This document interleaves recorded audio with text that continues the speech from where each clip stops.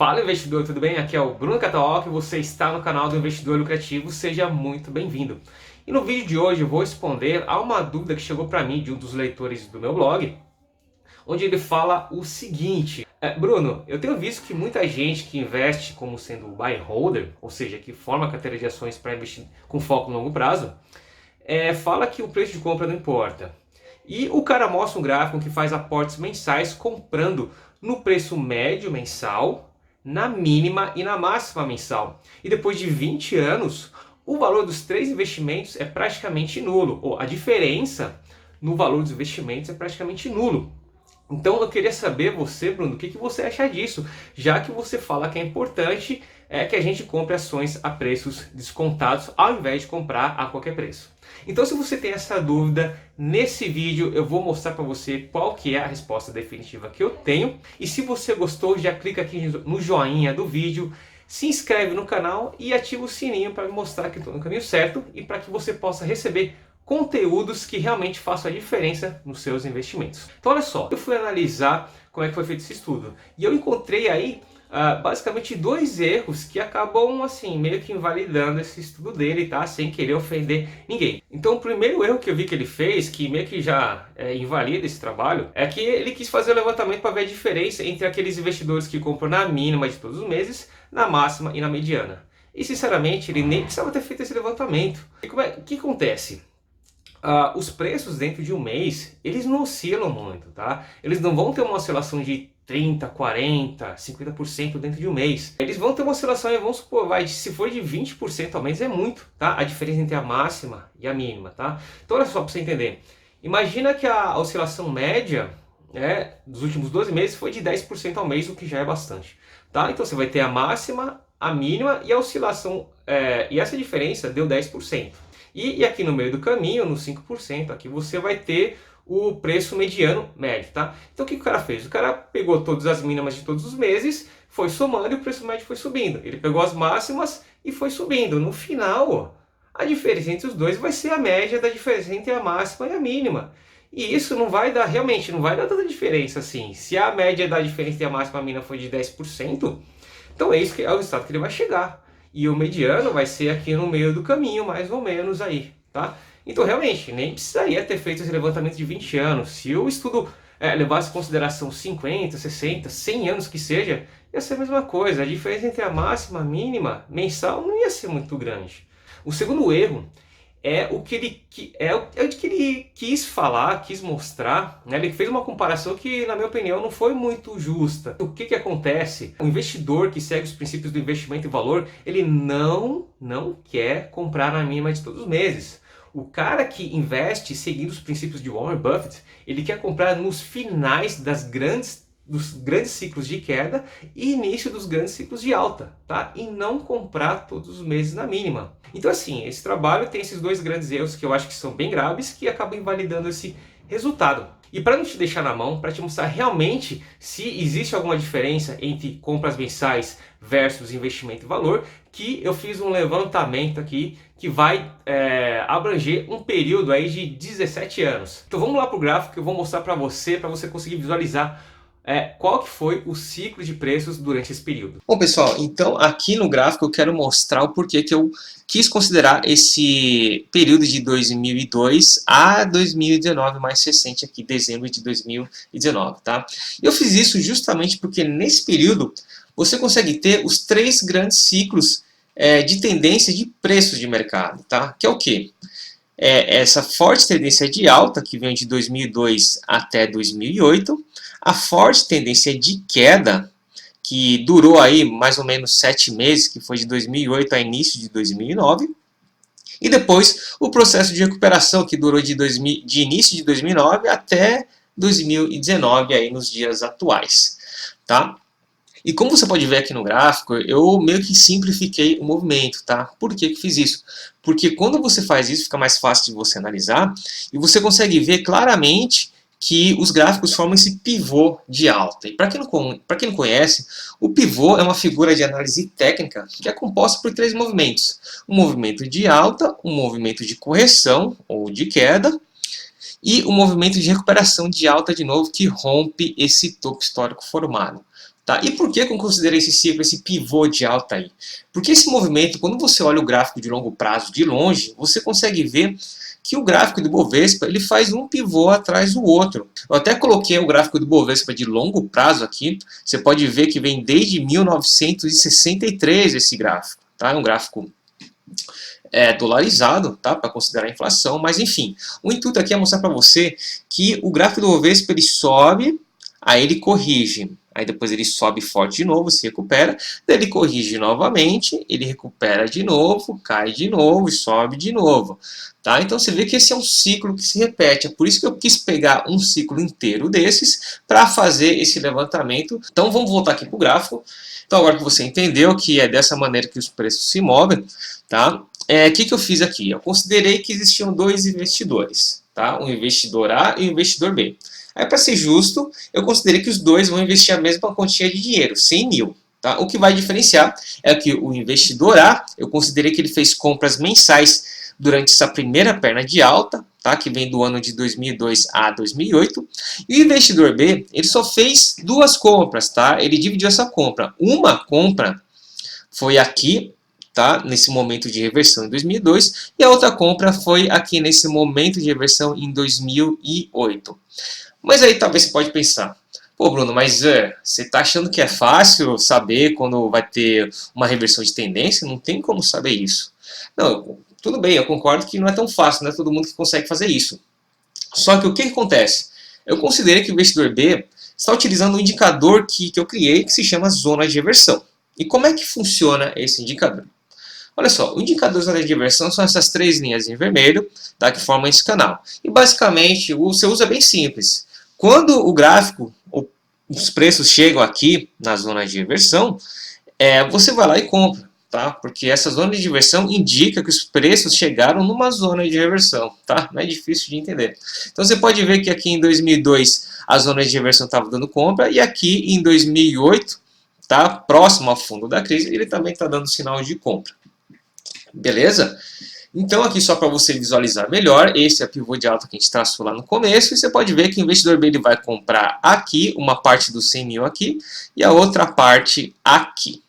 Então agora que a gente já entendeu isso, a gente passou por isso, vamos definir o preço de compra do investidor A. Né? Porque agora, para a gente poder calcular a rentabilidade, para ver se realmente existe uma diferença significativa na rentabilidade final, a gente tem que saber o preço médio de compra do investidor A e do investidor B. Tá? Então, investidor A, como é que eu fiz para definir o seu preço médio de compra? Então, só recapitulando, investidor A, eu considerei que ele fez compras mensais de 2002 a 2008, 6 anos aí fazendo compras mensais. Então, o que acontece? Se você fosse tirar uma média aritmética daqui da mínima e da máxima dessa perna de alta, você chegaria aí na metade aí, no valor de 41.053 pontos. Tá? E aqui eu estou usando uma ferramenta chamada Fibonacci, que ela serve para várias coisas na análise técnica. Mas aqui eu estou usando o Fibonacci para me mostrar qual que foi a amplitude dessa perna de alta e a metade do caminho, que no caso é 50%, como você pode ver aqui. E 50% está em 41 mil pontos aí, vamos arredondar um pouco para baixo aí. Só que é errado eu considerar 41 mil pontos, a metade do caminho, como o preço médio de compra do investidor A. Por quê? Porque é simples. Por exemplo, vamos supor que ele faça aportes mensais de R$500. Então, vamos lá, primeiro mês ele comprou R$500. No segundo mês ele vai colocar R$500 de novo. E o que acontece? O seu montante principal praticamente dobrou. Então, o seu preço médio de compra ele também acaba dobrando. Ou seja, quando o principal está pequeno e você faz os aportes, eles são mais significativos no começo. Mas depois que o principal vai crescendo, vamos supor para 50 mil, e você coloca R$500, quase não vai subir o preço médio. Vai subir? Sim, vai subir, porque você está pagando mais caro nesse caso. Só que não vai subir, não vai ter o mesmo efeito do que lá no primeiro mês. Tá? Então o que eu fiz? Eu não posso considerar metade. Então eu tirei 15% de 40 mil pontos e defini em 35 mil pontos para facilitar aí o nosso cálculo. Tá? Então, a gente tem aqui que o preço médio para o investidor A está em 35 mil pontos e o preço médio do investidor B inicial está em 9.500. Então, o que acontece? O investidor A, eu considerei que ele investiu nessa perna de alta mensalmente R$100 mil Investidor B, o que vai diferenciar é o quanto ele investiu nessa primeira compra e o quanto ele investiu nessa segunda compra. Então, eu consegui aí simular 3 cenários aí para a gente tirar essa dúvida aí definitivamente, tá? Então, no cenário 1, eu considerei que o investidor B fez uma compra de 10 mil reais aqui em outubro, tá? Ele tinha 10 mil reais, falou, vou comprar aqui. E durante todo esse tempo ele foi trabalhando, juntando dinheiro na renda fixa e depois ele investiu 90 mil reais aqui em 2008. Aí você fala, pô, mas 90 mil reais é muito. Sim, é bastante. Só que lembra que a gente está colocando a mesma quantia de dinheiro para os dois, né, para ser mais justo, para fazer uma comparação mais justa. Então eu considerei isso. E se você for ver, se eu tivesse invertido a ordem, colocado 90 mil aqui, seria injusto. Porque olha o quanto que essa compra se valorizou durante esses 17 anos. Então, ao invés de colocar 90 mil aqui, eu quis colocar aqui, porque aqui já não valorizou tanto quanto essa compra em 2002. Então, fazendo dessa maneira, considerando que o investidor B colocou 10 mil nessa primeira compra e 90 mil nessa segunda, você tem esses resultados para o cenário 1. O investidor A conseguiu uma rentabilidade de 226,61% e o investidor B uma rentabilidade de 314,28%. Então, de 100 mil, o investidor A transformou 100 mil em 326 mil e o investidor B transformou 100 mil em 414 mil. Uma diferença aí, ao meu ver, significativa de R$ 87.670. Então, você vê que nesse cenário, as compras seguindo os princípios do investimento em valor, que é o que? Comprar somente quando uma tendência de baixa está prestes a se reverter com uma tendência de alta. Quando você faz isso, a sua rentabilidade tende a ser muito maior. E aqui no caso, quase que 100% maior. Tá certo? Então, quero que vocês percebam que aqui eu não estou considerando que o investidor B quer comprar na mínima de todos os meses. Não, o investidor B quer comprar ações de boas empresas quando elas estiverem baratas, ou seja, quando elas estiverem num ponto que a reversão está mais próxima. Tá? Eles se esforçam para conseguir definir esse timing, fazer sua compra e aguardar. Tá? Então, nesse cenário 1, o investidor B ganhou, levou a melhor, tá? Mas assim, vamos considerar um cenário pior para o investidor B, talvez mais realista para a maioria das pessoas. Então, assim, eu resolvi considerar para um cenário 2 que o investidor B, ao invés de colocar 10 mil aqui, ele colocou somente R$1.000 aqui. Tá? E no caso, ele vai investir 99 mil reais aqui nessa oportunidade. Aí você pode falar, pô, mas é muito dinheiro. Tudo bem, mas aí a gente tem que ser justo. Tá? Já que o investidor A investiu 100 mil aqui, o investidor B também tem que investir 100 mil. Só que nesse caso, eu piorei bastante para o investidor B. Ele está investindo R$1.000 ao invés de 10 mil aqui. E vamos ver qual que foi o resultado? Então, para esse cenário 2, o investidor B, ele ainda assim ele conseguiu terminar com um patrimônio de R$ 335.377. Uma rentabilidade de 235,37%, que foi maior que a do investidor A, que foi fazendo compras mensais aqui. Tá? Uma diferença de mais de R$8.000. Então você vê que, no pior cenário, o investidor B também levou a melhor em cima do investidor A, que é aquele que faz compras mensais. Talvez você esteja perguntando, mas o investidor A, por que ele não comprou aqui na queda? Né? Por que você não considerou que ele continuou comprando aqui?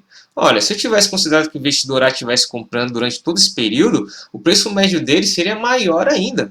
Tá? Porque quanto mais alto os preços, mais alto vai se tornando o preço médio do investidor A. Aqui, tudo bem, aqui o Bovespa caiu cerca de 50%, tá? Mas foram só em 7 meses. E aquele negócio, os aportes, depois que o investidor já tem um patrimônio grande, não vão fazer tanta diferença. Então essa queda não vai diminuir tanto o preço, mas as compras mais altas aqui vão aumentar bastante, porque ficou muito mais tempo subindo do que caindo. Tá? Então, no cenário 2, o investidor B, ele ainda assim levou a melhor. E aqui, só para finalizar, já que eu coloquei o pior cenário para o investidor B, eu resolvi colocar o melhor cenário para o investidor B, que é o quê? Supor que o investidor B já tinha 100 mil reais aqui, ele fez a compra de 100 mil reais aqui em 2002, depois não colocou mais nenhum real na bolsa. Aí nesse caso a gente vai ter uma bela de uma lavada, né? O investidor B terminou com um patrimônio de R$ 1.203.310, uma rentabilidade de 1.103%, ou seja, uma diferença de 6 dígitos para o investidor A, uma diferença de R$ 876.700. Então, depois desse estudo que eu mostrei para você, fica bem claro que vale a pena sim você se esforçar para tentar comprar as ações somente quando elas estiverem a preços bem descontados, ao invés de ficar comprando todos os meses. Só que, de novo, está errado comprar todos os meses? Não está errado. Eu acho que se você não quer, por exemplo, usar o indicador de reversão para te identificar esses pontos de compra, se por uma razão você não quer esperar, não tem paciência, enfim, por qualquer motivo que você não queira, você pode usar. Benjamin Graham fala, utilize essas compras mensais. Tá? Ele chama essa técnica de preço médio em dólar. Tá? Vai fazendo esse preço médio, só que depois você não pode reclamar da rentabilidade. Inclusive, eu até fiz um levantamento, né, porque se for ver, 226% não está de todo ruim em 17 anos. Aí, tá?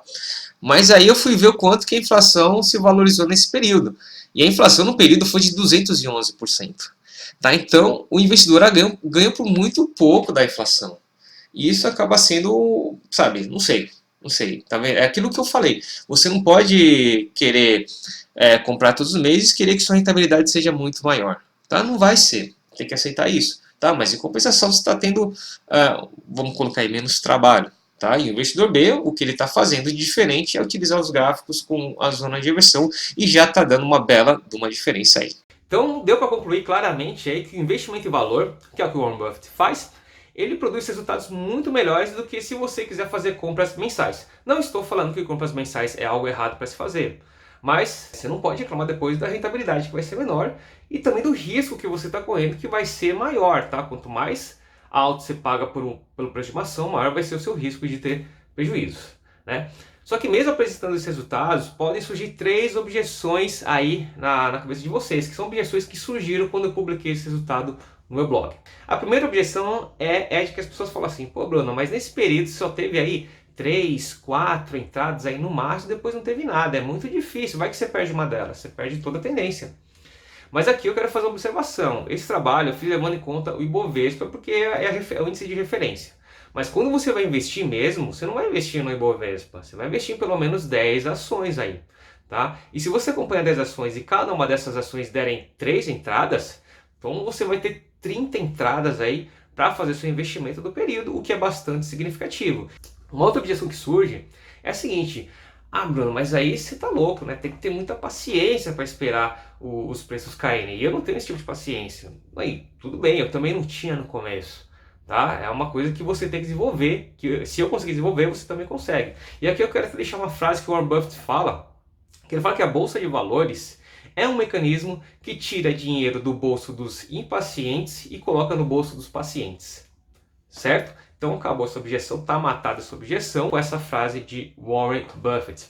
E a terceira objeção que pode surgir é a seguinte, Bruno, mas aí não dá para saber quando uma próxima forte queda vai acontecer. E nessa você pode deixar de investir e perder uma forte alta aí de anos e anos. Sim, tudo bem, faz sentido, mas olha só, geralmente quem tem esse tipo de dúvida ainda não se atentou por um fato matemático muito importante da Bolsa de Valores. Vamos supor, de 2002 a 2008 você viu que as ações subiram aí, o Bovespa subiu cerca de 700%. Mas vamos supor aí que ele subiu 1.000, 2.000, 5.000%. Só que assim, uma ação pode subir 5.000%, mas basta ela cair 100% para você perder tudo. Tá? E como você viu, em 2008, a queda foi de mais ou menos 49%, 50%. Tá? Subiu 700% e depois caiu 50%. Então meio que você perdeu 350% aí de rentabilidade. Tá? E se você for pegar a média das quedas dos últimos 3 anos aí, em 98, 94...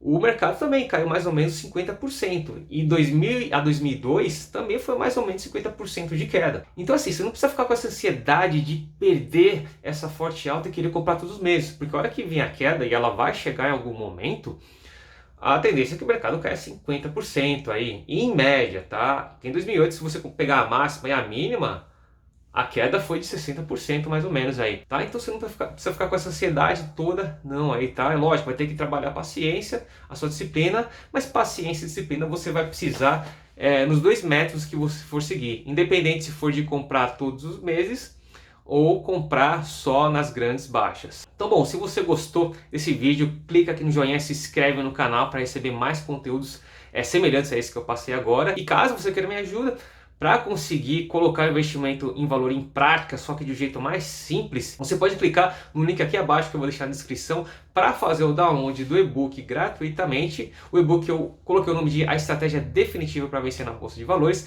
onde eu conto mais detalhes do método que eu tenho utilizado desde 2008 para conseguir ter sucesso na bolsa e principalmente colocar o investimento em valor em prática para gerar excelentes resultados. Beleza? Então espero que vocês tenham gostado e a gente fica por aqui e se fala no próximo vídeo. Um grande abraço, tchau, tchau.